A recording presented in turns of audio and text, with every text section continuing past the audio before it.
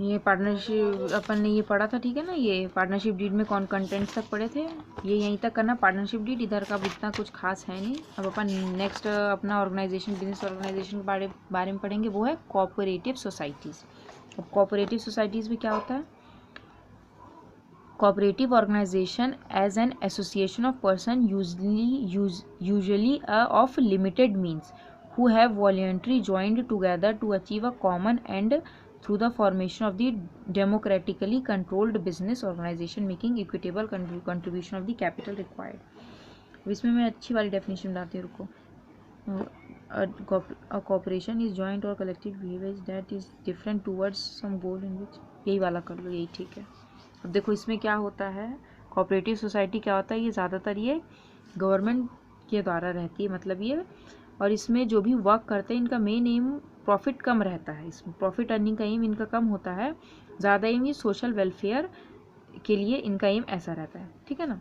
तो इसमें cooperative organisation as an association of persons, इसमें एसोसिएशन ऑफ पर्सन होता है, ठीक है ना। मतलब कई पर्सन होते हैं, यूजुअली ऑफ लिमिटेड मीन्स, और इनके मीन्स भी कैसे लिमिटेड होते हैं। हु हैव वॉलंटरी ज्वाइन करते हैं together to achieve a common goal, common end, और सबका एक कॉमन एंड होता है। Through the formation of a democratically सबको बराबर हक रहता है, राइट रहता है। Controlled business organisation making equitable contribution of the capital required and accepting a fair share. अब देखो कैपिटल भी कैसा, इक्विटेबल कंट्रीब्यूशन, कैपिटल भी बराबर लगाएंगे, and acceptance of fair share of the risk and the benefit of the undertaking, और Fairlie share भी करेंगे रिस्क को, और जो भी अंडरटेकिंग को जो भी फायदा प्रॉफिट है उसको भी वो बांटेंगे। ये है, ठीक है, कोऑपरेटिव सोसाइटी में। अब प्रिंसिपल क्या होते हैं कोऑपरेटिव सोसाइटी के? Self help and not dependence, खुद हेल्प करो अपनी, डिपेंडेंट नहीं रहना है किसी पे। Cooperation and not competition, cooperation के साथ काम करना है, कंपटीशन नहीं करना है। Service and not profit, service main है, प्रॉफिट कम है।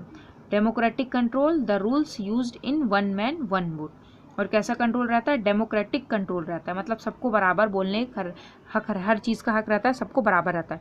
एक मैन है तो एक वोट ही देगा, इनका मेन राइट रहता है वन मैन वन वोट, ठीक है ना। In the light of various definition and principles of cooperative society, the main features of the characteristics of cooperative society. अब main features और characteristics क्या होते हैं cooperative society के? फर्स्ट है voluntary association. Voluntary association में क्या होता है? It is an association of person and not of capital. इसमें एसोसिएशन पर्सन का होता है, कैपिटल का नहीं होता। Any person can become the member of a cooperative society irrespective of religion, language, caste and creed. अब इस पर क्या बोल रहा है? कोई भी मेंबर कोऑपरेटिव सोसाइटी का, कोई भी व्यक्ति है, पर्सन है, वो कोऑपरेटिव सोसाइटी का मेंबर बन सकता है, वेदर इट इज़ कोई भी रिलीजन का हो, कोई भी लैंग्वेज बोलता हो, कोई भी कास्ट का हो, कोई भी क्रीड का हो, ठीक है। There is no complete freedom, there is a complete freedom as regarded becoming और not becoming the member of the society. Complete freedom रहता है कि आपको बनना है या नहीं बनना है, कोई ज़रूरी नहीं रहता है, ठीक है। वॉलंटरी एसोसिएशन इसको बोला जाता है। नेक्स्ट है इक्वल वोटिंग राइट्स होता है, सबको इक्वल वोटिंग राइट्स होता है, मतलब जितने भी मेंबर होंगे सबको वोट करने का अधिकार है, सब और एक ही वोट देंगे। Equality of voting rights is the main principle of cooperative organisation. इसका मेन प्रिंसिपल क्या रहता है? इक्विटी वोटिंग राइट्स का। Every member enjoy only one vote irrespective of number of shares held by them, भले वो कितने भी शेयर्स उनके पास हो, पर उनका मेन एक ही वोट वो दे सकते हैं। One man one vote is the principle accepted by the society as it has democratic management. यहाँ से यहाँ तक करेंगे, ठीक है। फिर नेक्स्ट है डेमोक्रेटिक मैनेजमेंट में क्या आता है? A cooperative organisation is managed on democratic principle. जो कोऑपरेटिव मैनेजमेंट रहता है वो कैसे मैनेज करता है? डेमोक्रेटिक प्रिंसिपल के थ्रू मैनेज करता है। हमारे इंडिया में कैसे डेमोक्रेसी चलता है, सबको बराबर, सबको इक्वल माना गया, सबके पास राइट, बिल्कुल उसी तरह इनका वर्क भी चलता है, ठीक है ना।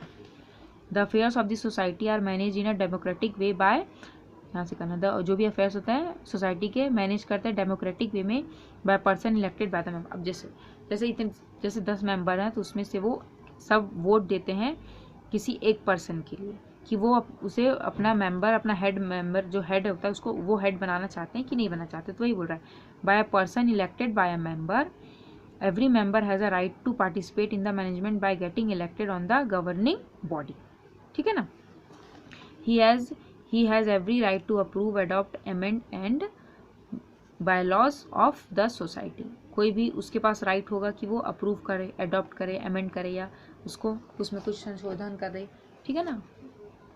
कुछ फिर है सर्विस मोटिव। सर्विस मोटिव क्या होता है? The main objective of cooperative organisation is not profit but service to member. इनका मेन इसका मोटिव क्या रहता है? इनका प्रॉफिट कम करना है, सर्विस ज़्यादा रहता है मेंबर्स को, ठीक है ना। It is formally mainly for promotion of service and welfare of the society. यहाँ तक कर लेना। फिर limited interest on capital. Interest जो कैपिटल लगाता है उस पर इंटरेस्ट भी मिलता है, वो भी limited. The investment in the cooperative society is not to earn interest but to meet a social need collectivity.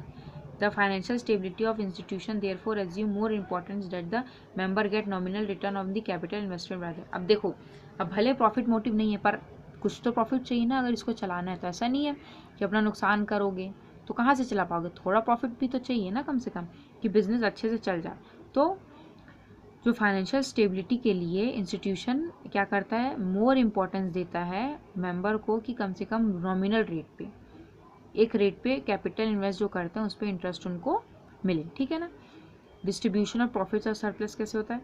Although earning of profits is not the main objective, main objective नहीं है earning profit इनका, ठीक है ना। तो it must be make some profits if it is so to run properly after making provision for statutory reserve and other funds as fair rate of dividend is paid to the member. अब देखो, main motive इनका profit earning नहीं रहता, तो जो अगर profit होता है रहता है प्रॉफिट, तो पहले क्या करते हैं, वो प्रॉफिट को पहले स्टेचुरी एक रिजर्व में डालते हैं, ठीक है ना, ताकि वो रिजर्व में आगे जाके पैसे की जरूरत पड़े तो उस रिजर्व से निकाल के काम कर सकें, पैसे निकाल के, तो उसमें रिजर्व में डालते हैं। फिर जो बच जाता है उसको फेयर रेट डिविडेंड में मेंबर्स को बांटा जाता है, ठीक है। ये होता है प्रॉफिट डिस्ट्रीब्यूशन में। फिर होता है कैश ट्रेडिंग में। In cooperative organisation trading on credit is discourage. ये वाले पॉइंट्स रहने दो, ठीक है, ये हो गया। अब इसमें है फॉर्मेशन ऑफ कोऑपरेटिव सोसाइटी। अब कोऑपरेटिव सोसाइटी कैसे फॉर्म होता है, इसमें है, देखो मिनिमम नंबर कितना होना चाहिए, 10 होने चाहिए, एटलीस्ट 10 मेजर मेंबर्स। मेजर मतलब एडल्ट जो 18+ मेजर है, हु हैज़ कैपेसिटी और टू कॉन्ट्रैक्ट, जो कॉन्ट्रैक्ट में एंटर कर सके, 10 मेंबर्स कम से कम होने चाहिए। एक्सेप्टेंस ऑफ बायलॉज में through cooperative society are formed under cooperative act. Bylaws are framed for day to day action. Bylaws कैसे डे टू डे एक्शंस के लिए फ्रेम किया जाता है। Bylaws are signed by first 10 members and submitted to the registrar office. फिर है depositing minimum capital in the bank. और फिर जो कम से कम कैपिटल अपने बैंक अकाउंट में, कंपनी का जो भी कोऑपरेटिव सोसाइटी का जो भी बैंक अकाउंट है उसमें मिनिमम कैपिटल डिपॉजिट करनी है आपको। Application for registration. रजिस्ट्रेशन के लिए application for registration of cooperative society and application is to be submitted to the registrar. अगर कोऑपरेटिव सोसाइटी को रजिस्टर कराने के लिए आपको रजिस्ट्रार में एप्लीकेशन दे के आना पड़ेगा, ठीक है। फिर रजिस्ट्रेशन में क्या होता है, when the registrar is satisfied by the bylaws. अब जो भी बायलॉज में था अगर उससे सेटिस्फाई है registrar and other formality he issues a certificate of registration. फिर वो क्या करेगा, एक रजिस्ट्रेशन सर्टिफिकेट इशू करेगा and the society is register. और अब क्या होगा, कोऑपरेटिव सोसाइटी रजिस्टर हो गई है, ठीक है। Election of the managing committee. अब इलेक्शन होगा मैनेजिंग कमेटी का। इसमें क्या होता है, after registration a general meeting of the members is convened. अब इसके बाद जनरल मीटिंग करवाते हैं मेंबर्स की, in which managing committee is elected according to the rule. Managing committee को जो भी रूल है उसके अकॉर्डिंग वे इलेक्ट करते हैं, ठीक है ना। Its information should be given in to registrar. और उसकी जो भी इन्फॉर्मेशन रजिस्ट्रार को वो देते हैं। अब admission of two new member में, after establishing the cooperative society through selling the shares में make new members of society and collect the capital. अब वो शेयर्स बेच के नए मेंबर्स को एडमिट कर सकते हैं, ठीक है ना। Beginning of work. After collection of sufficient capital through above process the society starts is working. अब नए सब मेंबर सबको ऐड कर लिए, अब क्या करेगी, अब अपना वर्क शुरू करती है। इसके बाद now elected official start work by the name of the society. अब वो काम कर सकती है। अब रजिस्ट्रेशन करवाने में क्या क्या ज़रूरत पड़ती है, क्या क्या मेंशन रहता है उस एप्लीकेशन में, name of the suggested society, जो भी नेम है सोसाइटी का वो, name and address of the members, rights and duties of members, entrance rule, entrance में मतलब आने के लिए क्या रूल्स होते हैं, method to call a meeting, अगर मीटिंग करनी है तो उसके क्या मेथड है, rule of profit distribution, profit को कैसे डिस्ट्रीब्यूट करना है ये भी उसमें मेंशन रहेगा, rules and regulation of business control, business को कैसे कंट्रोल करना है उसमें ये सब रूल्स एंड रेगुलेशन उसमें मेंशन होंगे, ठीक है ना। रजिस्ट्रेशन के बाद देखो सोसाइटी क्या बन जाती है, एक लीगल एंटिटी बन जाती है, ठीक है ना।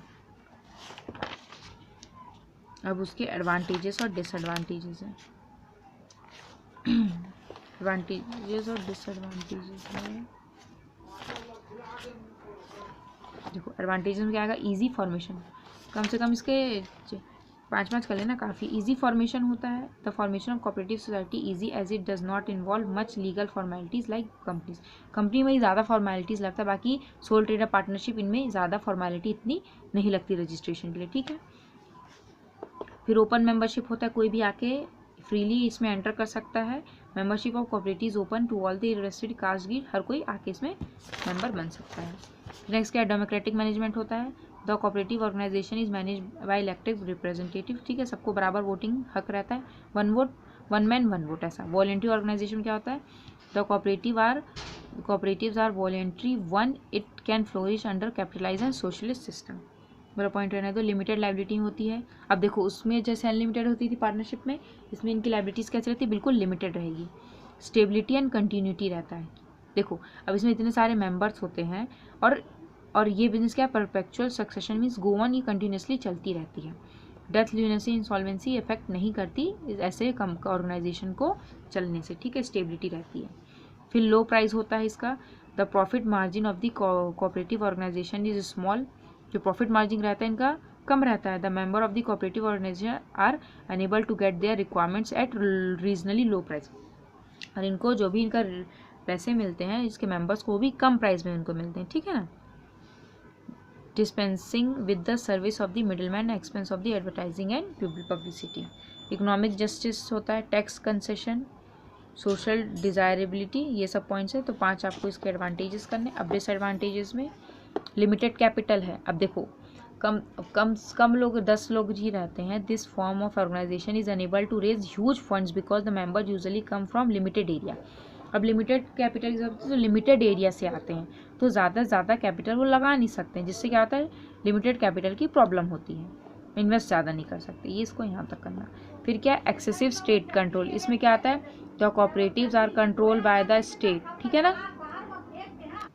अब नेक्स्ट क्या है, इसमें जो कंट्रोल रहता है वो स्टेट जो गवर्नमेंट रहती है उसका इंटरफेरेंस रहता है, इसलिए इसको कौन कंट्रोल करता है, स्टेट कंट्रोल करती है, इसलिए इनको ज़्यादा फ्रीडम नहीं मिलता है क्योंकि स्टेट का इसमें इंटरफेरेंस रहता है। कोऑपरेटिव सोसाइटी गवर्नमेंट के अंडर वर्क करती है, इसलिए क्योंकि जो प्राइवेट है वो तो प्रॉफिट पे इनका ज़्यादा ध्यान रहता है ना।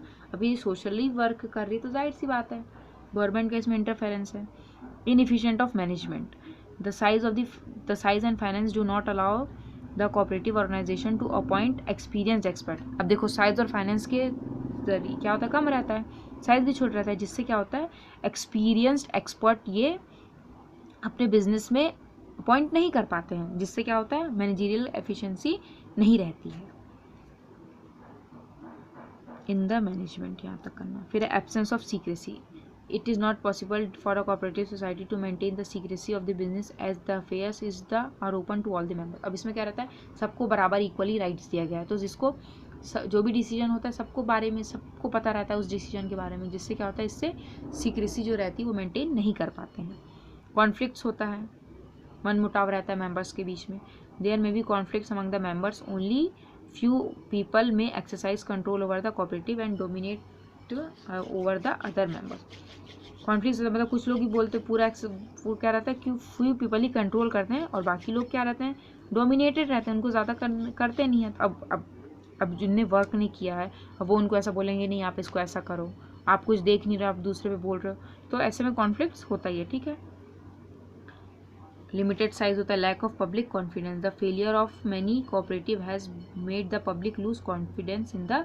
अब देखो कई सी कोऑपरेटिव सोसाइटीज़ पहले सेटअप हुई थी, जिससे क्या है वो फेल हो गई, जिस एम के लिए सेटअप हुई थी वो पूरा नहीं कर पाई, जिससे क्या होता है पब्लिक को उन पर ज़्यादा फेथ नहीं रहता है कोऑपरेटिव सोसाइटीज़ पे। ये सब उसके डिमेरिट्स हो गए।